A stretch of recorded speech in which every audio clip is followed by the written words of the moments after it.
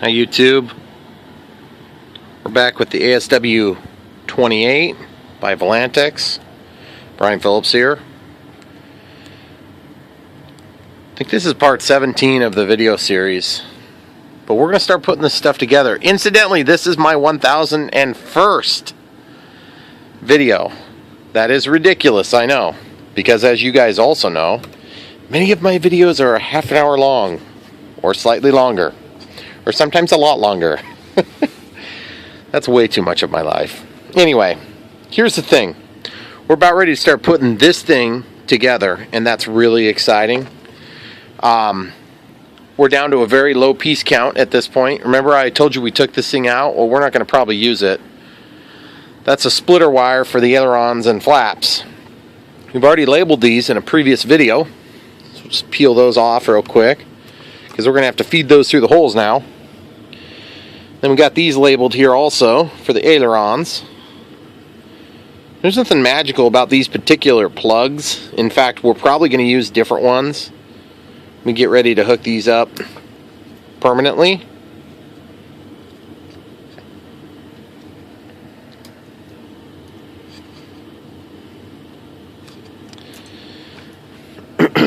But the idea is, we got labels on all the wires right now.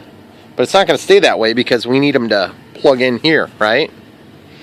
Okay, so let's get these wings out of the way for the moment. I'm really excited about this plane too because I don't have to immediately turn around and have another project like putting LEDs in. I did all that stuff in the build.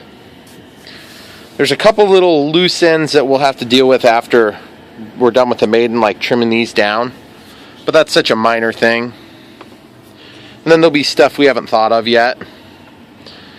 But the next step for us on this series is going to be managing all the crap that needs to go in here. Just to be honest with you, there's not that much. It's just, it always seems to add up on planes like this. So the other thing is, I've just got everything kind of halfway thrown in here, right? So obviously the motor is where it's going to be. The ESC has a limited length of wire, so we're going to have kind of less flexibility with that. Originally it had been underneath this tray. I'm still debating about even keeping the tray because all my stuff is going to end up here, I believe. Okay, so really we need to know where this receiver is going to go. We need to be able to manage our cable. You don't want cables going on the top of here if that's where your batteries are going to go. So probably the first thing we need to do is start getting these cables managed a little bit better. Okay? It's not hard to hook all this stuff up, so I'm not super worried about it. Having to unplug it and plug it back in a couple of times. So why don't we start by just unplugging our channel 4 and our channel, whatever this is, channel 3, okay?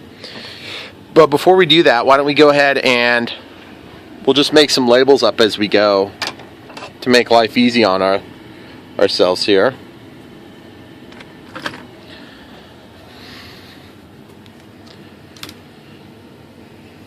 Now if you really want to get intense, you can shorten the cables to the correct length, but I'm not going to do that. That's way too much work. Okay? Now I am not going to label these channel 3, channel 4 because I don't know what that means. This is the elevator, okay? So I'm going to label that as an elevator. And this is generally how I do it. It's not really that complicated. I'm using a piece of vinyl tape. It's a little bit heavier. But this will be easier to read too.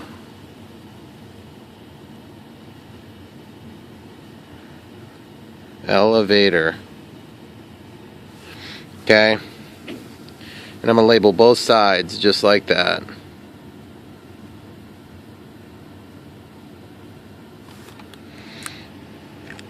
Once it's labeled, trim it down so it's not any bigger than it has to be. You will run out of room. It's amazing how fast you run out of room on these things. Okay, so then this is going to be obviously for us the rudder, which is labeled right on the receiver, but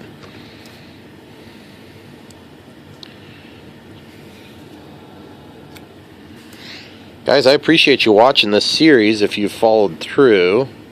This is a really good plane. I'm not just, you know, trying to get you to go buy it at Banggood or whatever. I don't really care if you buy it at Banggood. I would prefer you, because that's who sent this plane to me to try. But as you know, I already like this plane enough to have bought it.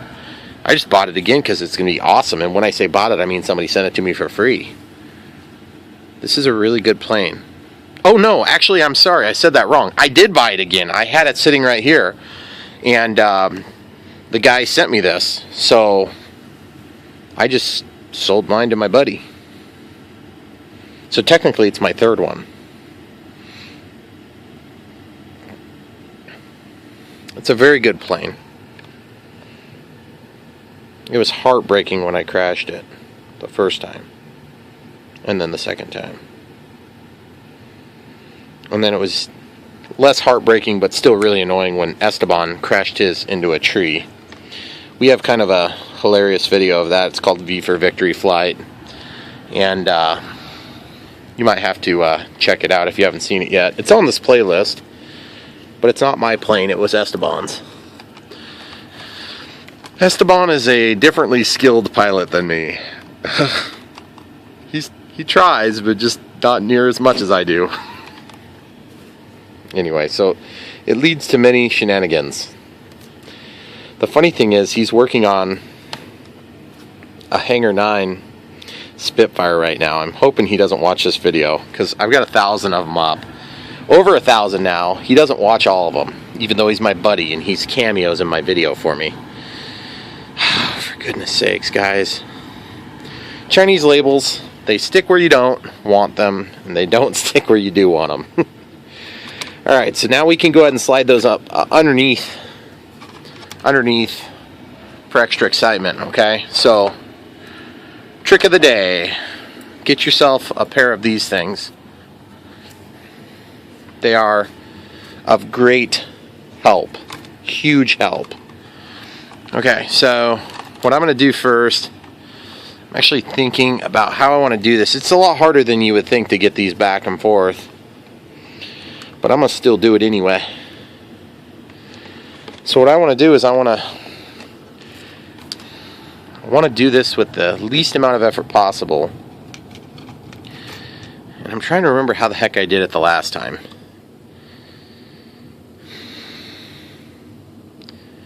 I think I might be able to slide this back.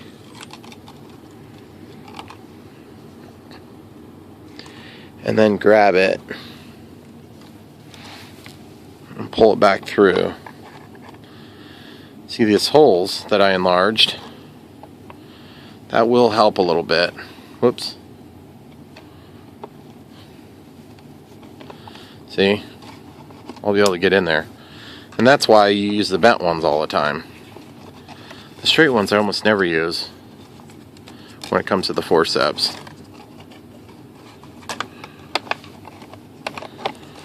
Okay, so this, I'm just going to have to bite the bullet and drop these things back. Oh, this is scary.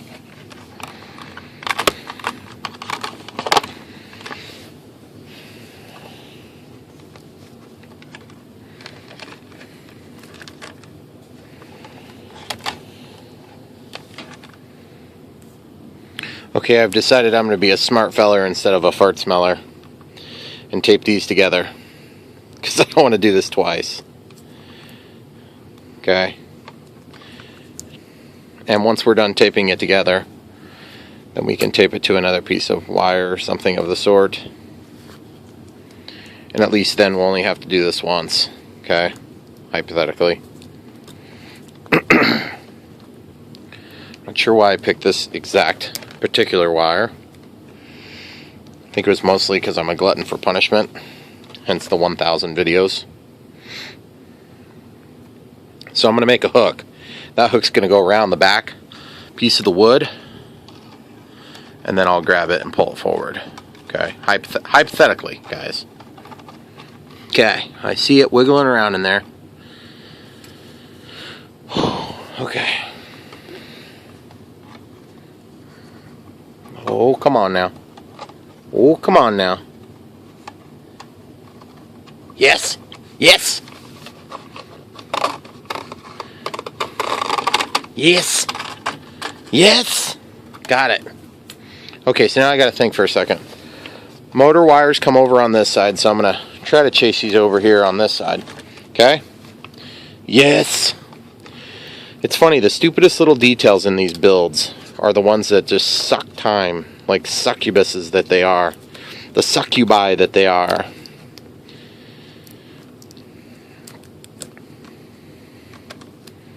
Actually, this hobby and most hobbies tend to be time succubi. But most people probably spend a little bit less time on it too. Well, I don't know. I shouldn't say that at all. It's not necessarily true. Alright, so now the receiver with a bunch of random things plugged into it. Let's just unplug it. Let's just take a look here real quick. This one is the left aileron. So the left aileron would be auxiliary 2, this one. So I'm just gonna write, yep, there's nowhere to write, so I'm just gonna write it right here. Left aileron. Let's double check that before we get too far. Yep, that's the left aileron. And then this is the right aileron. So I'm just gonna make an R. Right aileron, okay? And that will hopefully help me to remember. I don't want to have these extension cords. But if I need them, I need them. Well, I'm going to need them. Because I'm pretty sure that isn't going to reach. I don't think I need that long of an extension cord, let's put it that way. Alright, so where are we going to put this thing? First of all, we have a heatsink here. Okay, and then we have a capacitor bank here. And then we have the S-spec here. So just in identifying those, probably want the heatsink something like, let's see if we can spin this around. It'd be nice if we could have it up there by the inlet, but I would say something like that's probably fine. Now the only problem is we got to make sure that Pat can fit in here. I heard somebody else call this guy Pat the other day, so they must have been watching my videos. And I mean, I'm sure I'm not the only guy who thinks it looks like Pat, you know, from SNL, the ambiguously gendered human. Anyway, I don't know if that should go underneath or not. I could totally put this underneath, but then we have this little dainty cable here. And you notice what's going to be right there is my receiver. So why don't we try going up underneath first and just see how that all works out. I don't even care if it bounces around and flops around in there if it doesn't get damaged. And at some point I may take this bottom tray out altogether. It's not really that critical to have it. There's a chunk of foam down here. It's driving me crazy to take that out. Now my last one I took and I winnowed down this piece of foam a lot, and I ended up putting a clear splash guard in there because I didn't want the tire spraying into this cavity, the muck from landings, because it was in the winter when I put the first one together as well.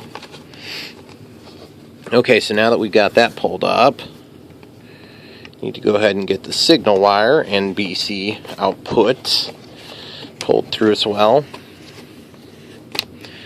Got quite a bit of excess there. Now this wire needs to go to the receiver as well, so maybe we'll chase it up with these other 3 wires. And this is, to be honest with you guys, this part of the project, it's not a very glamorous part, and a lot of times I'm tempted to just not even cover this part because it's a lot of it's just subjectivity. You know, people have a certain way they want things to sit, and it doesn't really change anything that much. I'm gonna actually peel this out. I don't even want this in here. I don't use Velcro on my packs. I would use the little Velcro holder thing. Ow. So what I'm going to do is I'm going to just stick this down to a plastic bag for later use. If I decide I want to, I'll have it if I need it.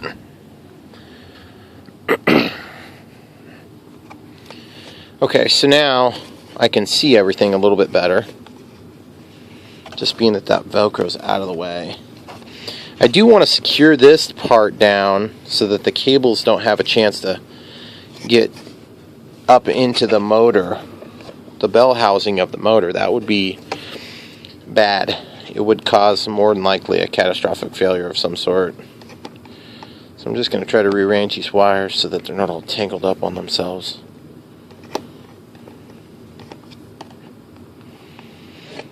I'm going to switch 2 of these leads.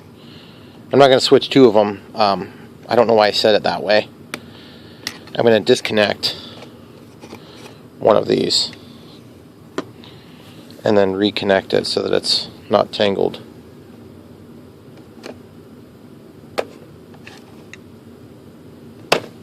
Okay.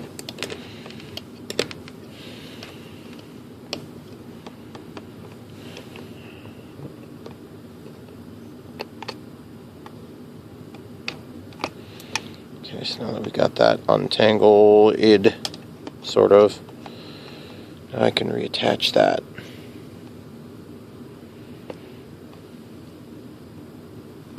I hate doing that because there is some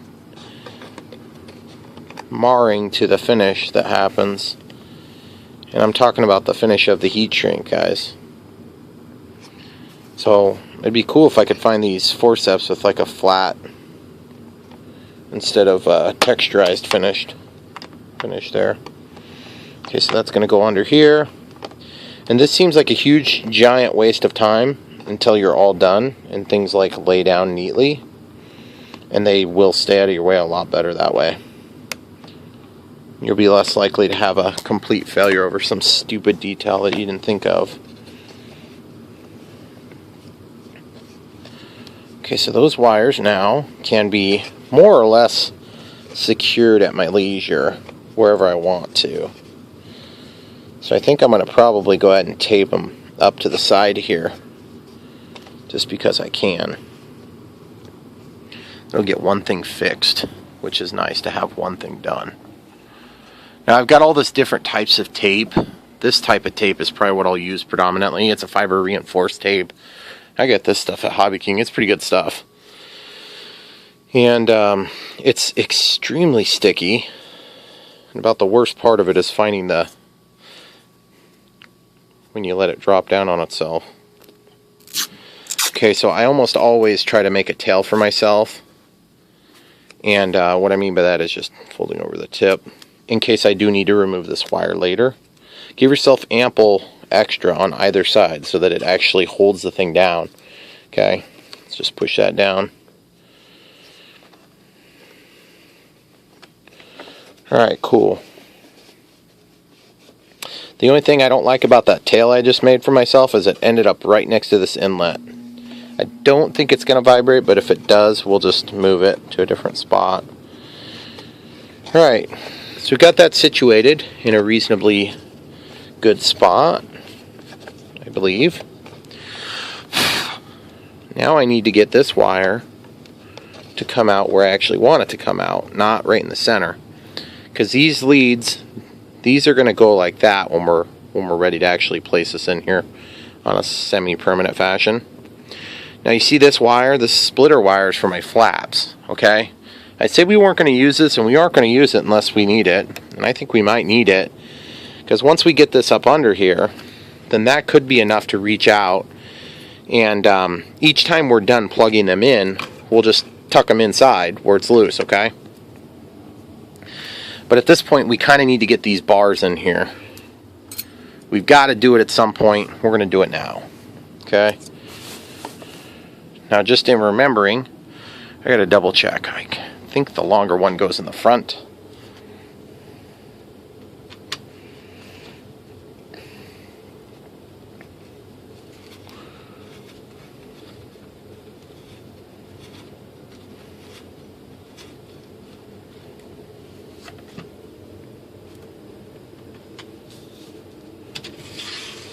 Nope, I had that backward.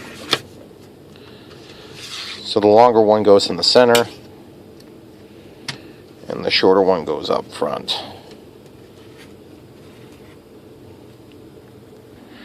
Okay, like a good responsible person, I checked the manual. It doesn't say. With all the things you could say that would be helpful. Let's just leave that out. It's not really that critical. Okay, so one thing I ran into was that this wire, this just wanted to come undone a bunch. I'm not sure why that is, but I want to fight it to the extent that I don't want to have this thing being re-adhered constantly. I'm not sure why it's so weak compared to the other one, but it just happens to be. So what I'll probably do is I'll end up putting a piece of clear tape over the top of this, which is gonna basically spread out the bite a little bit. So we'll do that real quick because I'm sick of fighting it. I've already had to do that about 10 times. Normally I try sticking it back down a couple times, and then after a minute I forget how annoying that is.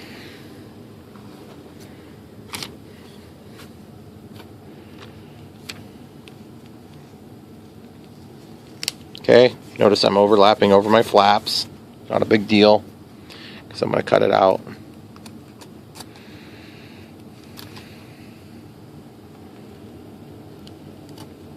Now this is a pretty good quality tape, so it shouldn't be an issue with that popping off all the time.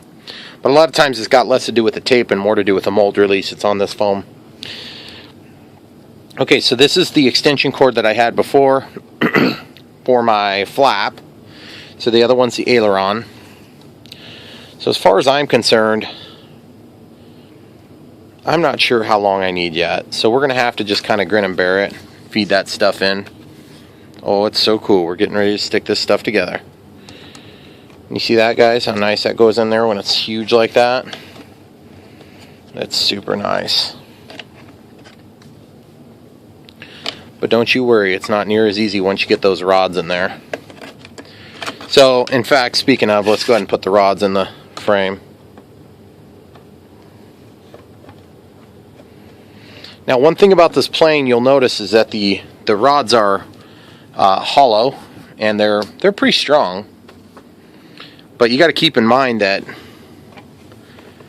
when you crash, if you have a nasty crash, these things collapse because they're hollow. You could hypothetically do a different material, but I'm not going to tell you to use carbon fiber rods, because then they'll be weaker. I mean, they'll break easier is what I mean. Okay, so now let's measure so we know that they're centered, somewhat centered. And then I saw somebody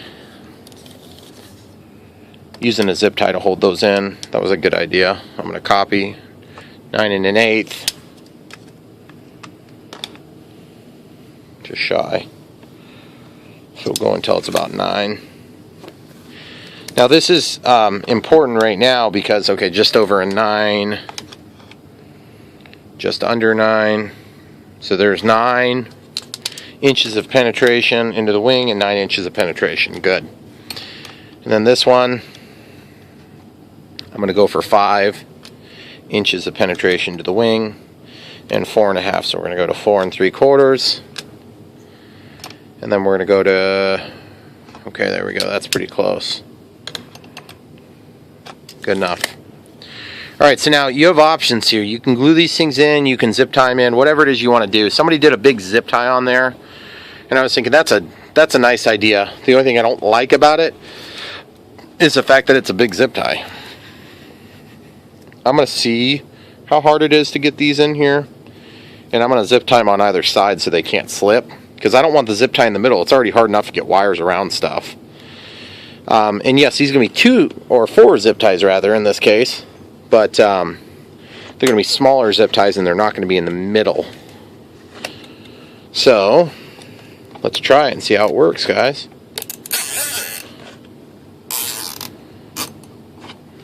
I'm going to pause it while I get all these put on. Okay, so before I do the second one, you can see that that's holding it in there just fine. So now we'll just double check our measurement. Okay, so just over 4.5. And a little bit over, so I'm going to try to scooch it over and see how hard it is. Yeah, it's definitely a little bit of resistance, but it's not like a great amount of resistance. So I'm not sure if that's going to end up working or not. Let's try one for the back. It's going to be extremely difficult to trim those in the back too, because I won't be able to reach my cutters back there. It's one thing to get a zip tie in place, it's another thing to actually cut the tail off. So let's try this again. This will just be the one. Similar to the guy's idea. Just trying to kind of duplicate that idea. He had a larger zip tie, which is fine. I've got bigger zip ties too. See what I do here, guys? I just fold it over twice like that, so it gives me a whole 180-degree switch in direction. And then I can just grab it with something else like this. Like these forceps. Man, I use the heck out of those forceps.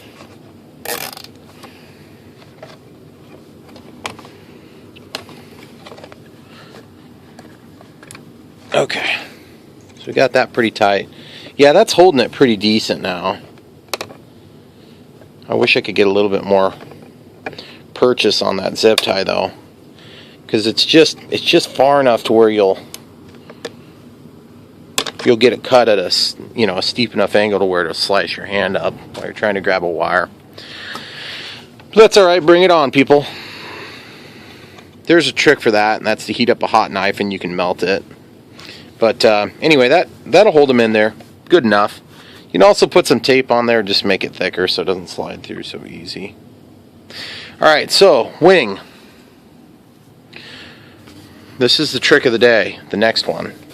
When you're putting your wings onto these planes, don't worry about your wires. Just get the wings onto the support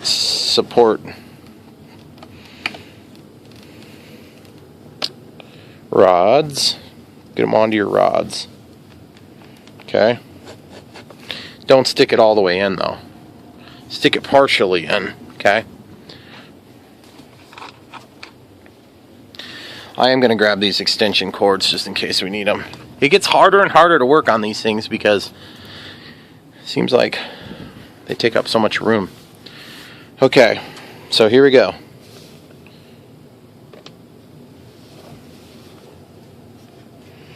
Yeah, the zip ties are stopping them from slipping. That's a critical thing, so good idea, mister. Good idea. I think it was Steve something.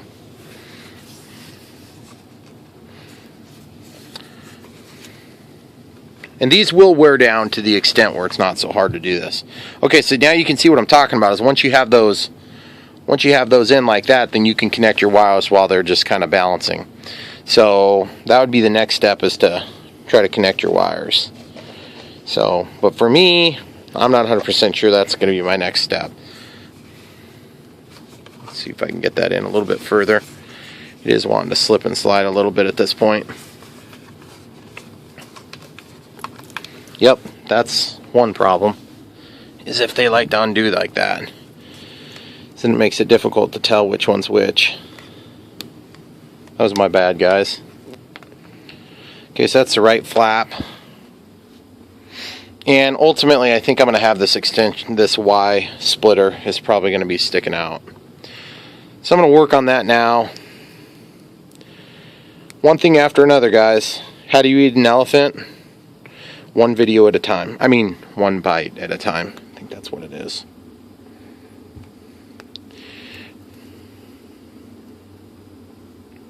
And I don't even care what those things say. I'm going to end up using a knife to cut this off because I don't want to waste my time dealing with it.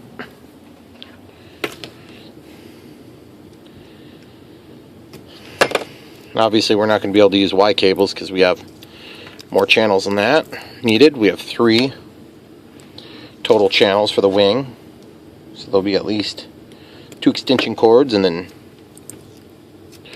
1 Y cable somewhere for the flaps.